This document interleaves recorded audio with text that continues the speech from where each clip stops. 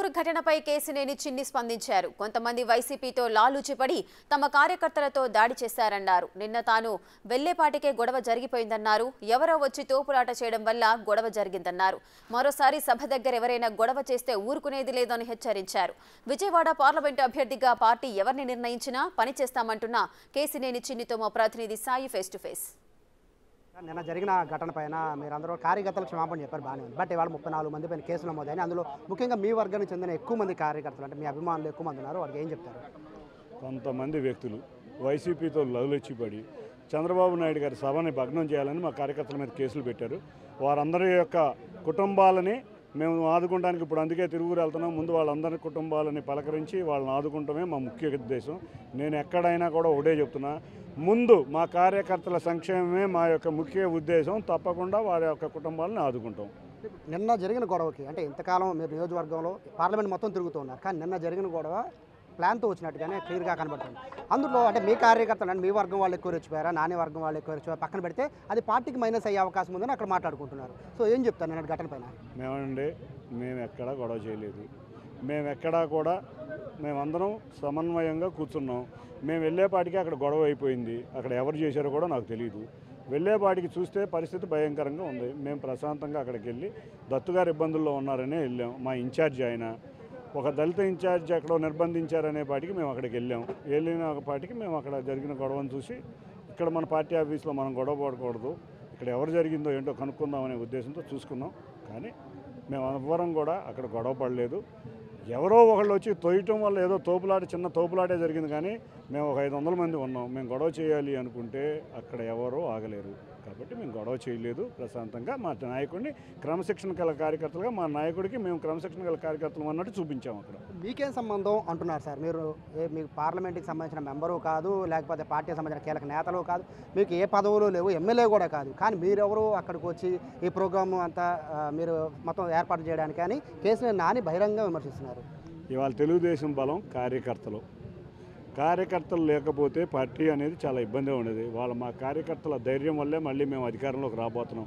మా కార్యకర్తల త్యాగం వల్లే రాబోతున్నాం. మా కార్యకర్తలు కేసులు పెట్టించుకున్నారు, కొట్టించుకున్నారు, లేకపోతే ఎన్నో ఆర్థిక ఇబ్బందులు పడ్డారు. అయినా కూడా ఎంత ధైర్యంగా పోరాడుతున్నారో చూస్తున్నాం. ఇది సమిష్టిది. తెలుగుదేశం పార్టీ ఒక సముద్రం. ఈ సముద్రంలో ప్రతి కార్యకర్త చేస్తేనే చేస్తాం.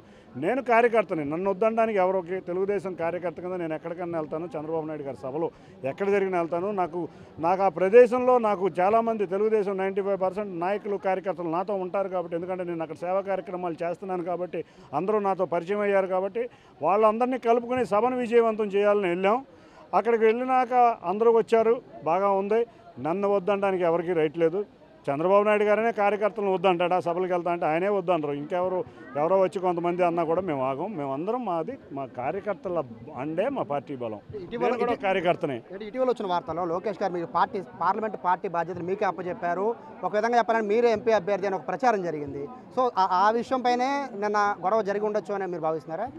అండ్ ఇంకోటి కూడా వచ్చింది వార్త, లోకేష్ గారు నన్ను మందలిచ్చారు, నువ్వు ఎక్కడ పడితే అక్కడ ఎంపీ అని చెప్పుకుంటున్నారు అని ఒక బ్రేకింగ్ న్యూస్లు కూడా తిరిగినాయి. అది ఆ న్యూస్ కరెక్ట్ అయితే ఇది న్యూస్ కరెక్ట్ అవుతుంది. కాబట్టి ఇది మీరు ఏ న్యూస్ కరెక్ట్ అనుకుంటున్నారో మీరు అనుకోండి. అటువంటివి రోజు వస్తూనే ఉంటాయి. దాన్ని చూసి క్షణికావేశాలు పొందితే మనం ఇబ్బంది పడతాం. 7వ తారీఖు మీరు అత్యంత ప్రతిష్టాత్మకంగా చేపట్టిన సభ చంద్రబాబు గారు హాజరవుతున్నారు. బట్ నిన్న జరిగిన గొడవ నేపథ్యంలో పార్టీకి ఏమన్నా ఫిర్యాదు చేశారా? ఎందుకంటే రేపు మళ్ళీ 7వ తారీఖు ఇదే గొడవ జరిగితే రాష్ట్ర వ్యాప్తంగా పార్టీ పరువు పోయే అవకాశం ఉంటుంది. కాబట్టి నిన్న జరిగిన ఘటనపైన ఏమన్నా కంప్లైంట్ చేశారా? ఎవరో కొంతమంది వ్యక్తులు చేసిన పనులు మా పార్టీ కార్యకర్తలు ఊరుకుంటారా? సభ దగ్గరికి వచ్చి ఏదైనా జరిగితే మేము క్రమశిక్షణగా ఉంటాం. అంతేగాని రెచ్చగొడితే ఊరుకోరు. కాబట్టి ఎటువంటి సమస్య రాదు. తిరువూరులో అందరం నాయకులు కార్యకర్తలు మొత్తం అందరం, అటు ఎవరు గొడవ చేసినా ఇటు ఎవరు గొడవ చేయకపోయినా అందరం కలిసికట్టుగా చంద్రబాబు నాయుడు విజయవంతం చేస్తాం. ఫైనల్గా చెప్పండి, కేసీఆర్ నాని గారు చేస్తున్న ఆరోపణలు నేరుగానే మిమ్మల్ని ఉద్దేశించే క్లియర్గా చేస్తున్నారు. బట్ ఏ రోజు కూడా మీరు నాని గారిని ఒక మాట అన్న ఇది లేదు. బట్ ఇక మీదటైనా కూడా ఇద్దరిలో ఎవరో ఒకరిని మీరు పార్లమెంట్ ఇన్ఛార్జిగా నియమించండి, లేదంటే ఈ గొడవలు ఇంకా పెరిగే అవకాశం ఉంది అని అధిష్టానంతో మాట్లాడే అవకాశం ఉందా? నేనైతే మాట్లాడినండి. అధిష్టానం ఏ నిర్ణయం తీసుకుని అది చేస్తాను.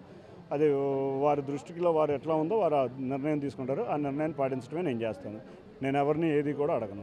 చివరిగా విజయవాడ పార్లమెంట్ ఎంపీ అభ్యర్థిగా టీడీపీ నుంచి మీరు పోటీ చేస్తున్నారా లేదా? అది అధిష్టానం నిర్ణయం. అధిష్టానం ఎవరిని ఆదేశిందో, జనసేన నుంచోవచ్చు, టీడీపీ నుంచోవచ్చు, ఇంకా పొత్తులు కూడా ఇది అవ్వలేదు. కాబట్టి ఎవరిని నిల్చోబెట్టినా అందరం కలిసికట్టుగా పనిచేస్తాం. సో ఇది ఒక సాధారణ కార్యకర్తను కాబట్టి నాకు ఎక్కడికైనా వెళ్ళి ఏ కార్యక్రమంలో పాల్గొనే హక్కు నాకు ఉంటుందని చెప్పి కేసీఆర్ చిన్ని చెప్తే నేను జరిగిన ఘటన పైన అయితే చాలా బాధపడుతున్నాము. అలాగే ఎవరైతే అరెస్ట్ చేస్తారో వాళ్ళకి లీగల్గా పరంగా కూడా నేను సహాయం అందిస్తానని కేసీఆర్ చిన్ని చెప్తున్నారు. కెమెరా పర్సన్ అంకబాబుతో సాయి, బిగ్ టీవీ, విజయవాడ.